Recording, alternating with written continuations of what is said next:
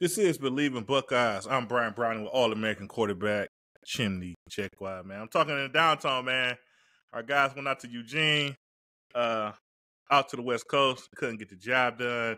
Our Buckeyes traveled to play the Oregon Ducks. We lose 32-31, and it was a good game, a nice thriller, man. But Jim, how you doing over there, man? Are you holding up? It hurts, bro. It hurts, man. Like to me, teams lose games, right? And this year especially, like a loss isn't the end of the world. The expectation that a team's going to go undefeated to a national championship. I mean, it's not that realistic of a thing. But how they lose, bro, that's what always pains me is how a team loses, man. And this one hurt because I know that this team is better than what they are. But I really want to say this. I got to say this first and foremost is that I was wrong. I was wrong about Oregon. I was wrong in, my assessment going into the game for Ohio State and why I thought they had the edge. Really, it played out the opposite. Oregon, going into the game, my viewpoint was like Oregon was a little bit behind in terms of at least offensively getting to that point where they want to be, still kind of figuring it out. And Ohio State was ready to go. When I watched the game, Oregon was the team that seemed like they were ready, right? I think some tough matchups, some challenges early on got them to that point where Ohio State really just hasn't fully just kind of let go and play and just go out there and play ball. Like there's still some things they got to figure out to truly come into who they are for this season. So I'm still not giving them that title as that team out north. I mean out west that our guys from Believing Oregon want. But they definitely came out there and played, had a good game plan, and executed that game plan to the T. Yeah, man. I mean, I'll be frank, Chim, man, maybe they deserve it, man. I mean, right? I mean, we done played Oregon at the shoe. They won. Now we decided, obviously that was a handful of years ago, different coaching staff for Oregon. But we go out west, we play them. They won. Right? And it's not like, and it's funny, it's like everybody had this circle on the schedule, right? We knew that this was going to be a big test for Ohio State. So we knew it, and they knew it, right? So it's not like it was a surprise. We both came out there, and both teams should have been ready to play their best to kind of showcase, what type of team they were. And like you say, when it really comes down to it, Oregon played a much cleaner game. Yeah. Our guys made a ton of mistakes, and then we end up losing it. And then to top it off, they probably don't have their best defender, right? Jordan Burke, the defensive end, who's second in team in tackles from the defensive end/defensive tackles, play kind of line inside sometimes and lead the team in sacks. Didn't play. So he had a lower body injury in the week, and he's not even in that game. So, I mean, it's a tough loss. It's a game that I definitely thought we was the better team and we should have won. But you just cannot get into the big game and have just so many mistakes like we did, especially on the defensive side of the ball. So, I mean, like I guess let's dive into our defense. I mean, obviously, they did not perform, right? They gave up 496 total yards. Oregon was able to run the ball I think they had like maybe 150 yards rushing, 155 to be exact. And obviously, we really did not affect Dylan Gabriel throughout the game. And also got back to giving up big plays in a big game. I mean, so defensively, like, what do you hang your hat on, man? Like, how, like what do you do from this moment to move forward and try to put this behind you and improve? You really need to improve.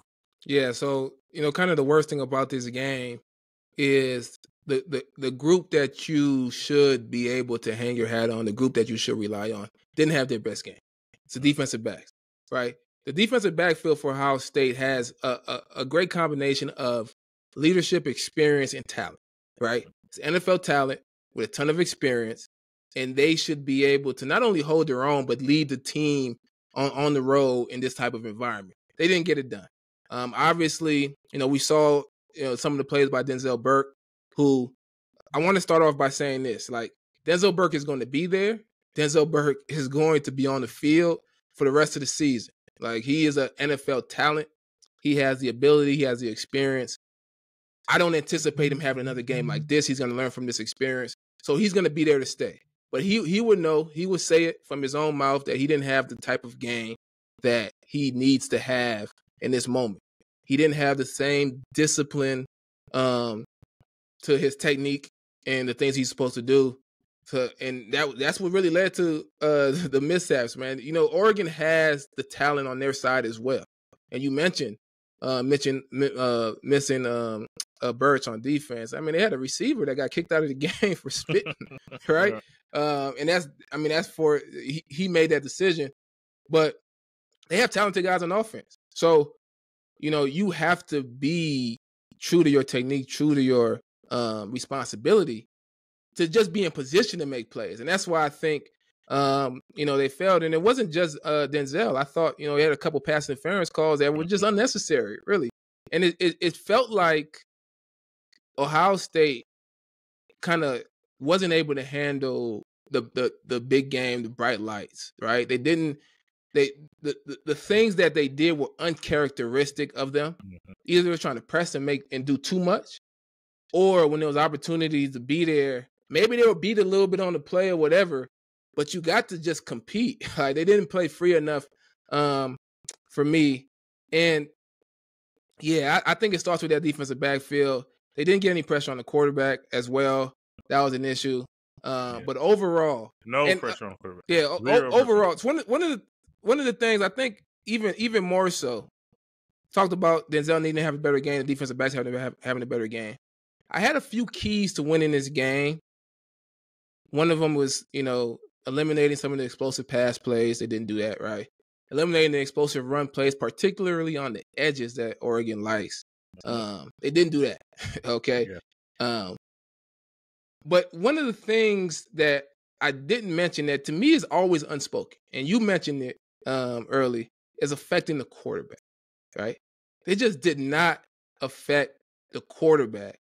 And if you go back to Michigan, that first loss against Michigan, when Jim Knowles was the defensive coordinator, very aggressive defense that gave up 5 explosive plays that led to a loss. Since then, I feel like they've overcorrected all last year and even so far this year to where they're not attacking that quarterback enough. And I'm going to talk more about that, but I want to get your perspective on that defensive play as well. Yeah, man. It just really, when it comes down to it overall across the board, it just obviously just was not good enough, right? I say close to 500 total yards, and essentially when the game got tight, Oregon essentially was able to sustain drives, as we seen in the Michigan game. When the game got close, we needed, you know, maybe our defense could kind of, you know, put a halt to things and get the ball back to our offense. They're not able to do it. Obviously, now that don't want to take everything away from them. They did stop them on. They had, I think, a 4th and goal situation. They stopped them on. Then late in the game, they forced that field goal. Obviously, Oregon scored a touchdown there. The game is essentially over, right? They get a chance to go up by 2 scores. And so, yeah, a few situations we saw some bright spots. But like you said, we got to do something against the quarterback. Now, we know Dylan Gabriel's he's a veteran, right, when it comes to college football. Been playing college football for several different schools. And obviously last year, Oklahoma having a good year. This season came in, this game, I think 77% completion rate, which was number 1 in the nation. So we know the guy could ball. And I say, like, yeah, we don't want this guy kind of beating us with his feet, you know, extending plays and making big throws over the top and things of that nature. We need to squeeze the pocket to kind of get to this guy, right? Squeeze the pocket and get there from there. Instead of squeezing the pocket, we didn't do anything. Like, the guy was just basically standing there. I mean, if the game was still going on, he'd still be standing in the exact same spot, looking at what he wanted to do with the football and looking at it after the game, right? We're seeing mistakes, right? We seen the one touchdown. We blitzed 2 linebackers and 4 defensive linemen dropping coverage. I mean, obviously that's a mistake, but man, I just never seen a mistake like that before. That's just a crazy mistake. I just never seen it before. And there's other situations where I feel like we need to get to the quarterback. The game is on the line, and we're not there. Whether we're calling pressures or not, our guys are just simply, they just really wasn't getting it done. Oregon offensive line played great. Be honest, I didn't know the offensive line could play that good. Be frank. Their left tackle had a pretty good game against JT. We got back what we maintained playing other guys, right? Give the guys some blows. Caden Curry getting some reps. Melton getting some reps at defensive end. And just when it came down to it, I just feel like we just didn't get to Dylan Gabriel. It showed even when we tried pressures, either coverage, technique wise, it just a lot of it just did not make sense, and a lot of mistakes, just a ton of mistakes, would lead to a loss. For sure. Yeah, you got to affect the quarterback. Look, the defensive backs got to be better. They got to be better, but you have to. This is Ohio State.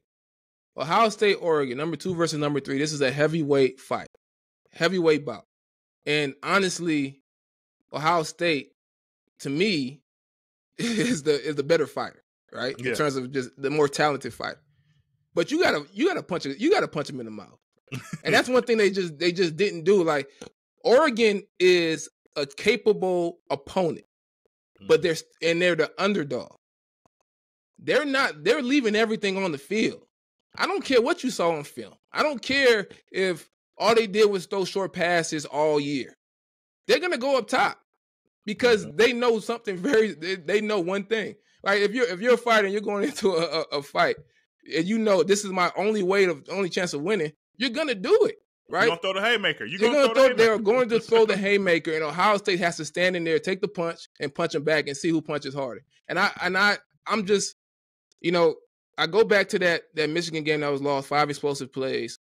I just feel like we've been, and it's been talked about in media, it's been something that has been consistently talked about, not giving up the explosive play.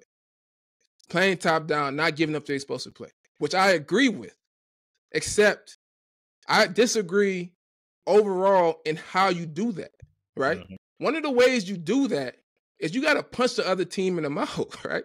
Like, one of the things that I see a lot of is they disguise coverages, they disguise blitzes and drop into cover 2 and all that stuff.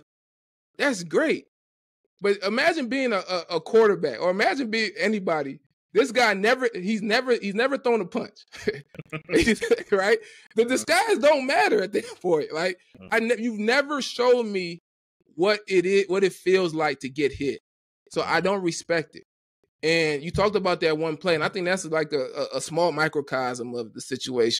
Like, you have to line up sometimes and just hit the guy in the mouth. Yeah. Oregon was going to make some plays. They had to know going in that Oregon was going to make some plays. Punch them in the mouth while they do it, right? Mm-hmm. And to me, that's just the biggest thing. I don't care. Like, we shouldn't always need a Chase Young or a Bosa brother. We don't need a defensive rookie of the year player or a Heisman Trophy candidate defensive end in order to get pressure on the quarterback. Go send pressure. Go hit the quarterback in the mouth. If they make a play, fine. They made a play. You got to do it. You have to get up and do it again. And I think that mentality is getting lost in this approach to do all these things to not give up the win, to not lose the game. Sometimes you got to go on the road and win the game, and that's why I was a little bit disappointed. Yeah, I mean, when it comes down to, obviously now, after the game, everybody find the tweets, they find the stats, right? And this is just this one is like just weird. And obviously, I think we got some questions from Twitter from some of our people that listen to the show, and one would ask us straight out: do you trust Jim Knowles to win big games? And then you look at this tweet I'm about to bring up. So our last 5 losses. 22 Michigan, 22 Georgia, 23 Michigan, 23 Missouri, Oregon, and obviously this season that just took place this weekend. We have not forced a punt as a defense in the 4th quarter. So what that's, what does that mean? Obviously it's Ohio State, so we're in all these games. Like, all these games, none of them we just getting blown out the water. We always got a chance, especially with Coach Day and his offense, right? When the game is really at its peak. Is that their time to get off the field and give our guys a chance to really get back into the game or take over a game? Our defense is coming up short. So if it's not a point, what that means is a field goal, there's a touchdown. Obviously that does leave room for a turnover in there, in that nature. But I don't know, nothing pops up in my head in those games of a turnover in the 4th quarter to kind of swing the game. So it's just not good enough. Whatever it is just not good enough. And obviously our defense has we know we like our defense, right? And we like the scheme that Knowles has brought in. Obviously, how bad our defense was before Jim Knowles kind of took over. But I mean, we eventually, like you say, we got to take the chance. We got to coach our guys up so everyone understands and go hit somebody and force something, force a turnover, force a 3-and-out on the defense. Make the play, make a sack, make them go backwards, and give our offense another opportunity here to either win the game or to put the game away with your play. Right. And I'm not critical of them losing by 1 point to the number 3 team on the road. Like to me, that's not the critique. The critique is how it happens, right? Mm-hmm. I'd rather you shoot your gun and lose that way than to not be aggressive enough. And I feel like sometimes when you lose in the past, when you make mistakes, you got to learn the right lesson. And the lesson isn't to sit back and not make a mistake, right? Mm-hmm. It's just not realistic. This is a team that's going to make plays. They're going to do a lot of things. The lesson is you are Ohio State. You got some of the best players in the country. You got to punch the other team in the mouth. And the person that you got to affect is the quarterback. At the end of the game, win, lose, or draw, the quarterback has to be in the cold tub the next day. He has to be in the training room and say, man, I don't want to play. I don't want to see that team again. Yeah. And that was not the case. That was not the case in this game. And I think Jim Knowles is going to have to figure it out because Jim Knowles, and what I liked about him coming in was his defensive mind, his ability to create, different types of pressures, etc. He's going to have to figure out how to do this with the Ohio State team. And Ohio State is the team at the top. No matter what happens this season, they're the team that everybody is going to break tendencies for. So you can't go in there and be like, oh, this is what they do. If we just do this, this, and this, we'll win the game. No. You're the big dog. You got to punch them in the mouth. That's how you win the game, bro. Right, that's the only way. And you have the guys to do it. And you can't be concerned because you have the two things, the talent and you have the experience. You got to expect those guys to be able to handle that. Yeah, and let's just talk about, obviously, we've been going long with this defense here. We got other stuff we're supposed to talk about. Man, we might have to, do a double show, so I don't know. But let's talk about, though, we talk about our guys being experienced, good players, NFL players. I mean, don't they make plays, too? Right? So, I feel like a lot of time our defense approach is like you stated, it's now, don't lose the game, guys. Let's not lose the game. And you take away all the ability to make a play by playing the game in that fashion of basically trying to keep guys in front of you and not attacking these guys. And you just trying to. So essentially what happens with that situation is what we see in games like Marshall. When the offense goes out there and they don't make a mistake, they had success and they end up scoring some points or something of that nature because we didn't force them into a mistake. They just didn't make a mistake. So since they just didn't make a mistake and we're not forcing them to make a mistake, points end up getting scored like we're seeing our defense do in some of these big games. But, man, let's get over to the offensive side of the ball. Obviously, we have 470 total yards. Chip Kelly returns home to coach, essentially returns home to be the offensive coordinator for Ohio State at Oregon. I would say overall pretty good game. But I guess really what to discuss when it comes to offense is our last drive, right? I mean, I think that's what all the conversation comes down to, right?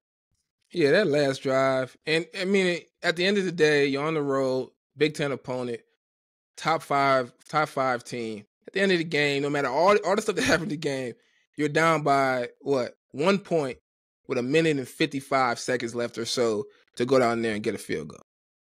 I like those chances, right? I like those chances. And I thought they did everything to put them in position and staying aggressive, right? They got into field goal range, but it still would have been a long field goal. And I don't agree with on the road in a big game, top five opponent to if you have the opportunity to get more yards, to leave those yards on the field and force your kicker to kick at his longest range ever in that moment. I don't agree with that. That's what happened in that Georgia game a few right? That's what happened in that Georgia game a few years ago. And he missed a field goal, right? So learn from that mistake. I agree with attacking. I agree with throwing the ball to Jeremiah Smith, who they can't guard. Defense is on their heels. But they just got to do a better job of finishing that. They got to do a better job. The penalty was unfortunate. It's one of those. It's just a tough call. Yeah. It's a really bad call. You haven't made a call like that all game. Just really quick. And at this moment, you decide to insert yourself in the game by making a Yeah. call like that. It's a bad call. Just It bad was- call. But you got to play. You got to overcome it. We shouldn't have been in that situation, but it was a bad call. Yeah, it was a bad call. You know, I'm usually a proponent for offensive pass interference as a cornerback, right? But this guy's getting a release. The cornerback is literally putting two hands on the receiver, and then the receiver and he didn't push down the middle. It's different when a receiver runs into the defensive back who has a right to his position and hits him, pushes him off, and then catches the ball while the ball's in the air. He pushes him. And part of the push was just his arm. Like he hits his arm, and the defensive back's momentum, and of course Jeremiah Smith's strength as well, made the effects so obvious to the referee. I don't even think he saw what happened. It's just kind of like, oh, defensive back looked like he got pushed, and the ball's now coming out, whatever. But that's besides the point. They still had an opportunity to get back to where they were and get the field goal off. Will Howard, who I thought had a really good game aside from a drop. Snap really kind of makes a bad decision at the end of the game, man. I felt like the defense was on their heels. They were backed up. You could have easily got a quick few yards, and you still had the timeout and could have got the field goal off. But him, and I think we gotta talk about the coaches too. Like under the coach's guidance, you know, he did the one thing that you really can't do in that situation is go and slide with only 1 second left. Yeah, right. I mean, like I say, he took one step too many, right? To get that off, man. He took that extra step, and obviously he slid, and his knee is technically down with 1 second left, right? But now you got to get you got to still call the timeout. So it's like you can't blame the referees for that. Like, oh, we know they was about to take a timeout, so we just give it to them. Like, it doesn't work like that. Maybe if you run out of bounds, yes, but in the middle of the field, it's tough to get that call. And I don't know. I watched the post game, and the coaches said, like, you know, what they ran something for the sideline. Oregon did a good job at taking it away, you know, and because of that, that's kind of how the things went from there. But I think Will Howard played well. The offense played well. I'm a big proponent of running the ball a little bit more against a team like Oregon, like really kind of going at them with the run. But I mean, you can't argue with it at the end of the day. It's not like our offense didn't give us a chance here to win it. And at the end, it's just. That's what happens, though. In a game like that, you make all these mistakes, and that's what happens. I always kind of say, like Coach Tressel used to always tell us, in every game, right? He used to go over everybody's schedule. How they do in the rushing battle? How they do in the turnover margin? What happened in special teams? And that's how you win a tight game when the competition gets tight. You got to win a rushing battle. We're essentially even with Oregon. Turnovers, we had to fumble early, what led to their first touchdown, right? Special teams, we discussed it, right?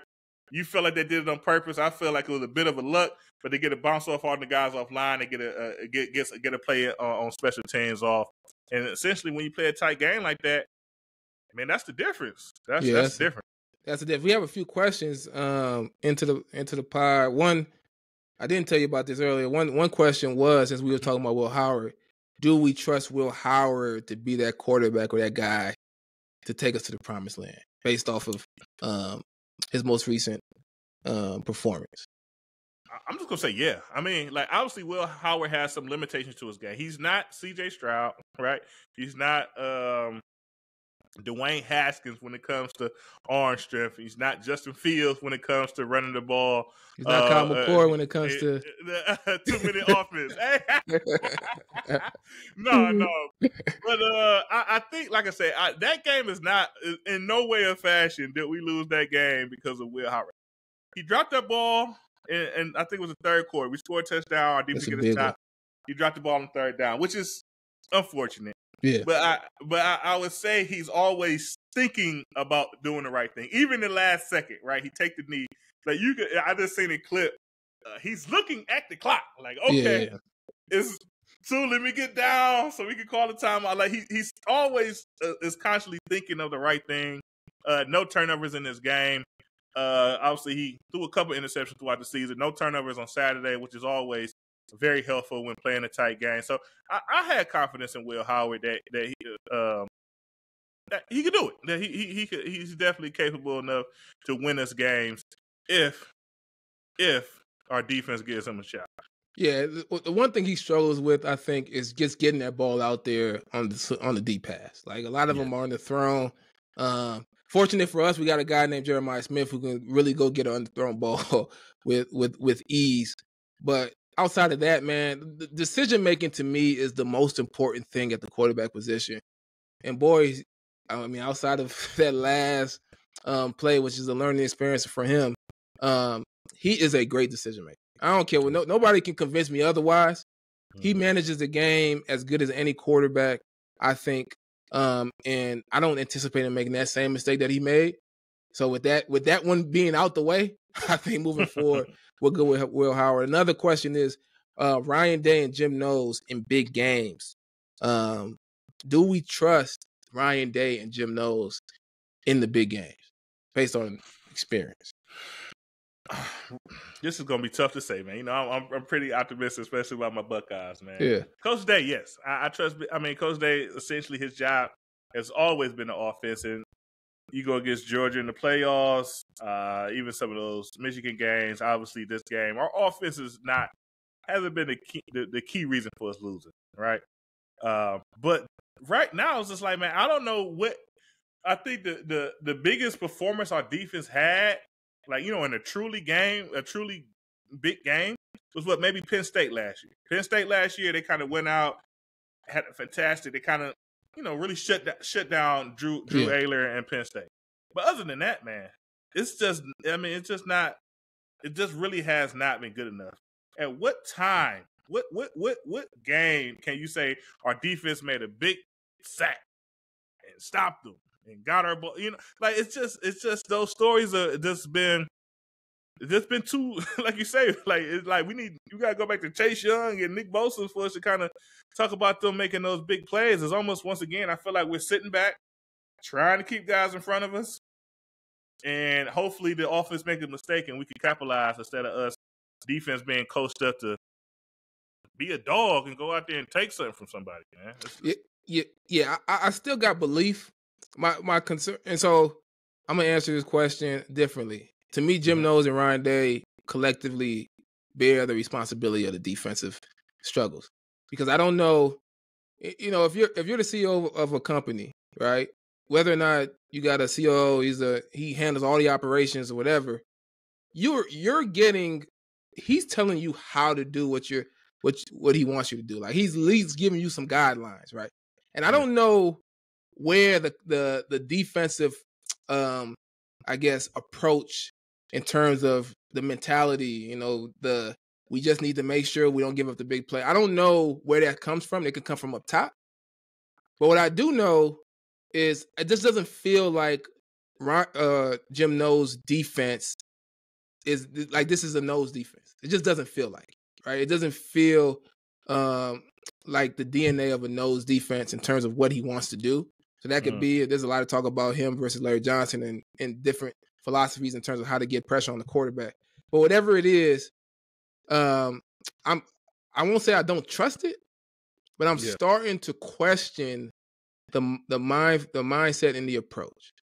And that approach is going to affect the play of the players, right? Your aggressiveness is going to impact the players' aggressiveness and how they think and how they execute. So, yeah, I think there's still a question mark there. I think the two of them have the capability to get it done. Yeah. But, you know, you can only go by what you've seen. And I think the biggest drawback is the defense right now, you know, being aggressive defensively. The last question. I'm sorry, Chip. Let me get back in here, because I like I said, I kind of gave Coach Day a pass, but like you said, he is the head man. So we talk about these games, right? And this is not, or obviously Oregon game, as we just stated, like, we came out and we made a lot of mistakes, you know, especially on both sides of the ball. Things could have definitely been cleaner, right? And I say, it's Coach Day's job, obviously, right? If it's one thing a head coach is going to do, as he's focused on offense or defense, wherever, he needs to have the pulse of the team, right? He has to understand what his team is good at, bad at, when they need to be pushed, when they need to be left alone. You got to understand that as the head coach, right? That's essentially your main job, right? No matter what, right? Yeah. And it looks like when especially Ohio State comes out and they make so many mistakes, especially early on in that game, it's like, what's going on? So it's like, to me, it's either one or two things, right? Either Coach Day has the team too hyped up, right? And they're so hyped up that they're running around. Everybody wants to try to do something to try to win the game. And because of that, you're not thinking. Yeah. You're not thinking. And you're not thinking, because of that, you play a team like Oregon, and next thing you know, you're getting beat over top on stuff that you probably, you're by yourself, and there's one thing you gotta do is be able to protect D. Or it's the complete opposite. The team is underwhelmed by you trying to rile them up for a big game, and maybe you're fired up and you're trying to get people to go with you, and for a reason the team's just not buying into that, and they go out there underwhelmed, and because of that, they're not thinking and paying attention to details, and leads to mistakes in the big game. So it's starting to become one of the two, right? And obviously they have to figure it out. I always have faith that they will, but this loss kind of it stings. Yeah, I would say this. Look, I'm not going to another restaurant, bro. I've already paid for parking. I've already valeted. I've already sat down. Right? I don't like the first plate they brought out. Yeah. But I still think the two chefs or the three chefs, add Chip Kelly in there, can cook up something that I like. So I'm gonna say this: everything is prepped and on the table. They got the talent, they got the experience. Just go back there and make something better. I truly believe they got every tool available to do it. The last thing is what you just mentioned. They got to get them mentally ready to be able to do the right thing, execute well, right? Think the game in the right way, but not think too much, and that they're not playing free in attacking. Because if you're the big dog, I would keep saying, if you're the big dog, you got to punch these teams in the mouth and see how they respond to it. And I just felt like it went the other way in this game. The other question is... No, man, hold on. Well, forget the question. Maybe get the question. One second, man. One thing, man. A loss like this early. I think Nick Saban said it on what's it called? Game Day. Yeah. And he said basically, like, after Georgia lost to Alabama, he called Kirby Smart and was like, a loss like this early on in the season, it's probably the best thing to happen for your team, right? When it comes to getting the guys to fully lock in to the message, to be mentally prepared for every play when it comes to a game like that. Do you think we would have that effect, or is it going to be an effect that we lost too much? No. We were.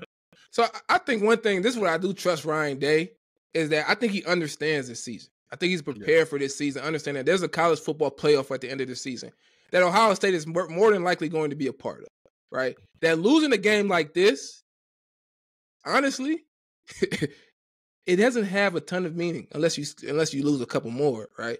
But losing a game like this for Ohio State, I think they needed to get beat. Now, I would have liked them to be able to kick that field goal and get the win at least. But I think they needed to be in a dog fight and feel like, dang, we got beat up a little bit. We got beat up. And we need to approach this fight a little bit differently, because how else are they going to learn? We had Urban Meyer on the podcast. He talked about the need to be able to for good teams like this, you have to create the pressure and the challenges every day throughout the year so that they can grow from it. Because if you don't, the first time they're gonna learn is when they get beat on the field, right? And I think, and even Jim Knowles talked about in the press conference, like we need to be able to simulate some of these situations better so that we can play better. And I agree.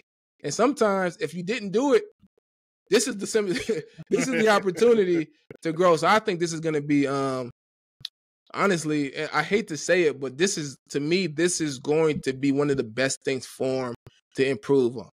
And we'll see how they respond. We'll see if they can respond in the right way. But they have to learn the right lesson, though, right? They have to learn the right lesson. And the lesson isn't to be more cautious. The lesson is to attack and see how the other team can handle your attack. There's a reason why on paper you are who you are. So if you're that on paper, don't approach it like, oh no, we have to just make sure that we do this. No, go punch the other team in the mouth, and then let's see if you could bring that paper to life. So Yeah, I mean that's my take on it. One of the other questions though is there was a big loss in the game. Yeah. With Simmons, a huge loss, right? Yeah. Um, what do you think they do moving forward? Do you think they take the same approach that they did in the game? And how do you think that affects them in their chances to go all the way? One Big Ten championship, and then still being able to make a play for a national championship. Yeah. So yeah, like you said, we lose Josh Simmons in the game, and obviously Josh Simmons having a fantastic season. I mean, it's funny enough. Before there's been all this talk about Ohio State and their recruiting, and it was like, well, like we kind of don't need a 5-star this year, in my opinion. But if Josh Simmons plays really well and he ends up being like a first round draft pick, then we might need a guy, right? And man, was he flying, right? I mean, Yeah. he was looking fantastic. Obviously, last season he has his ups and downs, and watching it was more assignment based than him actually getting physically beat by another guy. But this year it's like light switch has been on, and he has been essentially lights out when it comes to his play at the left tackle position. And unfortunately, I don't think nothing officially has been said, but after the game, Coach Day said, it might be, it's a season-ending type of injury.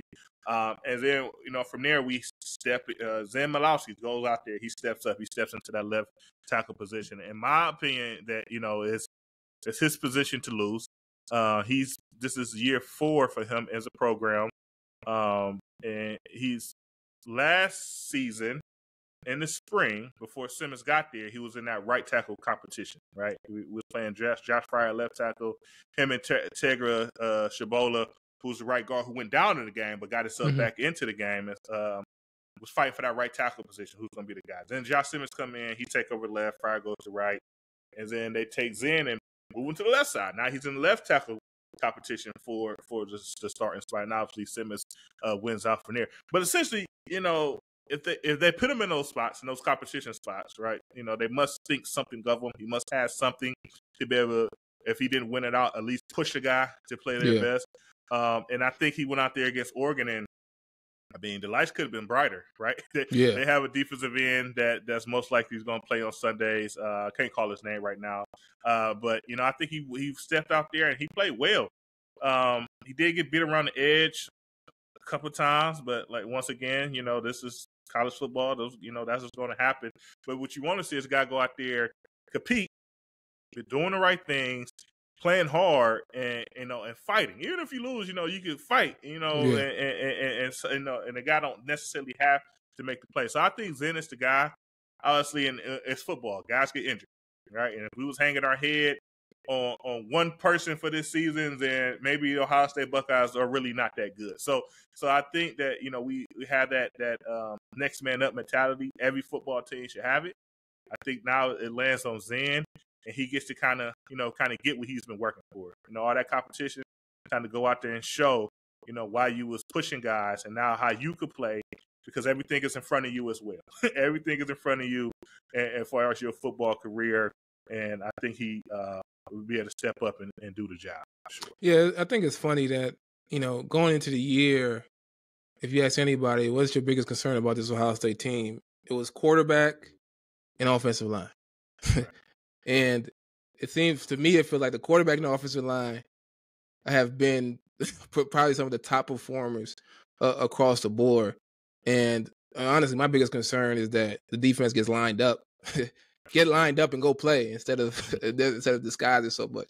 But yeah, I feel good about this team moving forward. Even with obviously that's a huge loss, but yeah, I think they still got enough to get it done. Yeah, that's for sure. But another thing though, you have to be mindful of it. There's it's like it's funny. Like if you watch, and I'm going NFL because I think this is the best example of it. But you start talking about like the San Francisco 49ers. And you talk about the best left tackle in football, Trent Williams playing left tackle, right? But he's number one. But if you watch San Francisco, they run the ball and do so many other things. By the time it gets to just a step back pass, when you're off the line that's most vulnerable, it almost catches you off guard. Yeah. Right? And I think Ohio State has to kind of take that same approach. Be in tune with running the ball, moving the pocket, doing things of that nature. just don't stand still and just make these guys kind of, have to go out there and pass pro 5-step, 7-step, and get called out in situations like that. Stay creative like they've been doing, but just something to call out when it comes to, calling the game if you don't think your best guys are up front on the offensive line. So. Yeah. And so, I lost in terms of, my team didn't win in Ohio State, but I won some money this weekend. Oh, this past weekend. Look at you. I placed my first bet on Bet Online. Oh, wow. And I bet on, and this is the thing that makes the most sense to me, is go to the SEC where they have all the overrated teams, right? They got a crazy spread against two teams that probably aren't that big of probably not that big of a gap in terms of talent, right? So I bet on the South Carolina Alabama game, and I bet that South Carolina would beat the spread, which was a 21.5 point, 21.5 point spread in South Carolina. I know it was in Alabama after Alabama had just got upset by Vandy. You think they come out upset and ready to crush the next team, but they don't play no defense. So I mean, South Carolina actually played some defense. So I mean, I figure worst case scenario, they cover the spread. And they made it a game. They almost got the win. Yeah, right. I mean, you can make the argument that they should have won that game, right? But yeah, man. Hey, good. Hey, big ups there, man. Hey, man. Maybe we should switch the flow of this show here, and we start talking about placing bets every on Saturday, man. But we gotta do our Bet Online pick five games. We do our Bet Online pick 5 games to win. So yeah. That's what's up, man. That's what's up. But yeah, man, but I guess we need to get into it. Like, obviously, Ohio State lost, and like you kind of stated, the season's not over, right? There's a 12-team playoff. Even the voting, right? I think we only dropped to number 4 in the AP poll, so essentially we really didn't move that far because, once again, we still got everything in front of us. But do you think that, Ohio State now learn their lesson, they run the table, and possibly get an opportunity to play a team like Oregon again and maybe the Big Ten championship or actually in the playoff? I think we'll know next game if they learn the right lessons. But yes, I think they will. And I think what a loss does, and let me just paint the picture, right? I lost to Illinois in my years playing. I lost to Illinois. I'm just talking regular season, not bowl games or whatever. I lost to Illinois. I lost to USC. I lost to Purdue. I lost to Wisconsin. Am I missing anybody? USC twice. USC twice, right? So we never had an undefeated season, right? We never had an undefeated season going into. I was part of 2 national championship games that we lost, but one of them was undefeated going in. The other one we had a loss going in. So the reality is, what happens with these losses is you feel the weight of the loss, especially the day after, right? Especially if you made one bad play. Yeah, you thinking about that? Oh man, you thinking about how terrible you are as a person.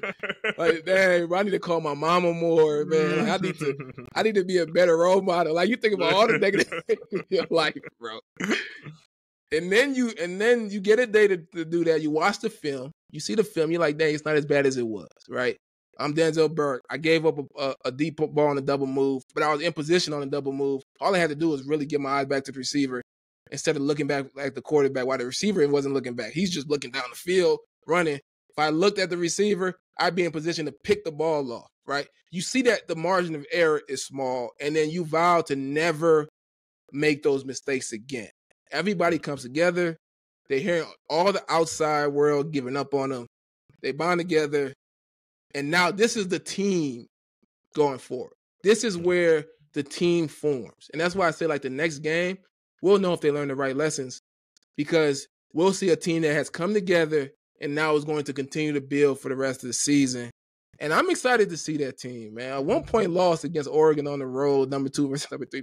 In the grand scheme of things, it's really not that big of a deal. However, you do want to see them fix the issues that aren't just from this game. I think that's the concern about fans, is that these issues that cropped up seem very familiar to other years. And I expect them to get it done. Yeah. I agree. All right. I mean, I expect them. I mean, I'm biased, man. I always expect us to win, right? When it really comes down to it. But like you said, we have to play better. Like, right? In a situation like that, you know, you're on the road, you're in a hostile situation, you're with a team that's as good as, you know, not good, not better than you, but as good as you in several perspectives. You can't have the mistakes. I think we have a bye week this week, so you know, no game on Saturday. We play Nebraska in 2 weeks, and I mean, the coaches should. If you're a coach, you should feel really good about this. You should be able to kind of go out there and just lay into your guys this week, and then know that they're going to be a sponge and take in everything that you give them. Because after the mistakes that you did cause you a loss like this, you should just, like I said, just kind of. This is what coaching is about. You should be able to kind of go out there and almost have you essentially a brand new, focused killer machine in 2 weeks when it comes to us taking on Nebraska. And then obviously, right, if you play Nebraska, you got Penn State, number 3 team in the nation again. And, you know, and it's, you know, it'll be time to perform for them as well, man. So, yeah. One more thing, man, that we was trying to go live this weekend. Obviously, we got kids, we got schedules. We just couldn't get it done, man. But after, obviously, Oregon is having a party, right? They rest the field. They're having a very good time. Yeah. Dan Lanner's getting the press conference. He's just, you know, he's smiling. His smile is as big as mine, man. Ear to ear, man. Cheek to cheek with the smiles, man. But I don't know if you caught this or not, but the last thing he said right before he left the table is getting up. He's so happy. He's sweat. He got sweat going on. Like he's partying, having a great time. He kind of gets up and he leans back into the mic and he says, "Hey, if you know any good players out there, tell them to come here."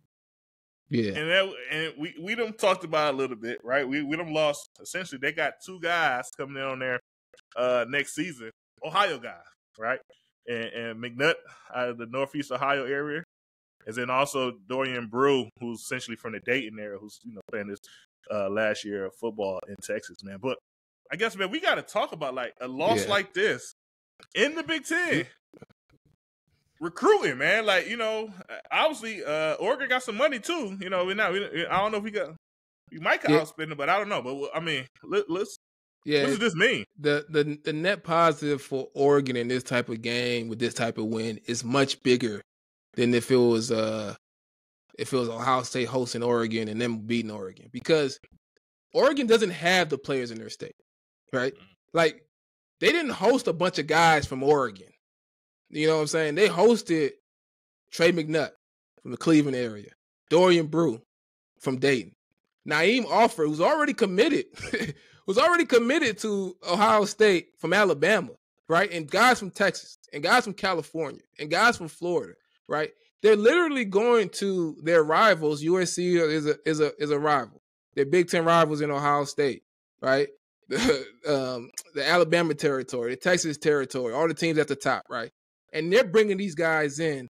And this type of win is one of those that tells it allows these guys to experience what it feels like to be here, because they don't live here, right? Yeah. And the trip here it probably isn't the greatest trip. I don't know how you get to Eugene. Maybe you fly into Portland and they got to take an hour drive, right? Like, none of that stuff is super impressive until you get into the stadium. So that is like the best recruiting tool for Oregon, is to host the big dog in college football, call it what it is, right? And be able to get the win with guys that are literally have Ohio State at the top, right? I mean, these are guys, Trey McNutt, who's from Ohio, who had Ohio State and Oregon at the top. Dorian Brew had Ohio State and Oregon at the top. Honestly, Oregon wasn't even at the top for the longest, right? And Naeem Offer who's already committed to Ohio State. So for them, this is like the best recruiting tool for them. And that's just what it is, right? You want to get this win, not for recruiting purposes, but there's an effect there. There's an impact there. And they got some commits that day, because as a young player, it feels good. Like, oh, man, I could see myself in some Nike stuff with good NIL, good money, and beating teams like Ohio State and whatnot. So it was a big win for them off the field when it comes to recruiting as well. Yeah, man, and like we say, man, like they want to be the team out west, and then essentially that's a big part of it as well, right? The team up north, right? We fight for recruits, right? We Yeah. fight for Ohio guys. We're fighting for some of these, so some of these Michigan guys, especially you start looking at, maybe like the Detroit area when it comes to recruits. That's a big part of it as well, recruiting. And so for Oregon, obviously it's a huge win for them. Like I said, I think this win does more for them than it would did for Ohio State. If they won. But another thing that essentially it's another reason to win it though, to squash that, right, to keep things where they at, right. To keep, if you want to be the big dogs, you got to keep the little dogs, still back up in the kettle or whatever. And the loss like that, right, it opens up the door. So, like you say, it ain't over, but you gotta be mindful of it. You can't act like it don't exist. You can't think, things just gonna always just be your way because of the scarlet and gray. Things could swing. Like it was a time that USC had all those recruits, right? And there was no competition with Oregon, and over some time it changes, right? And you can say that for about any big school. It was a time. Like Texas is back at number 1. How long did it take for Texas to kind of get their program back in the right direction when they was losing everybody to the Oklahomas and the Alabamas and even Texas A&M there for a little bit? So, you just gotta, it matters. All this stuff matters, and can't have no mistakes. You gotta be able to win these big games, man. Gotta get it done. Gotta get it done. Yeah, man. So we went a little bit over the time, I think. But, man, I think it was all good content, man. I think, our listeners want to hear us talk about this kind of stuff. And obviously, we leave it to the editors to get ready for the TV show, man. But, man, I think it was a great episode, man. So that's us for today. Obviously, catch us throughout the season. Next week, we'll probably be a little bit more exhale, woo side out a little bit, man, and kind of get ready for the rest of the season. Catch us on all platforms. Please follow us on YouTube, Spotify, Apple, wherever you listen to your podcast at. Check us out as we bring you news for the rest of the season. We end this always with an OH. Yo. Go Bucks. Talk to you guys soon. Go Bucks.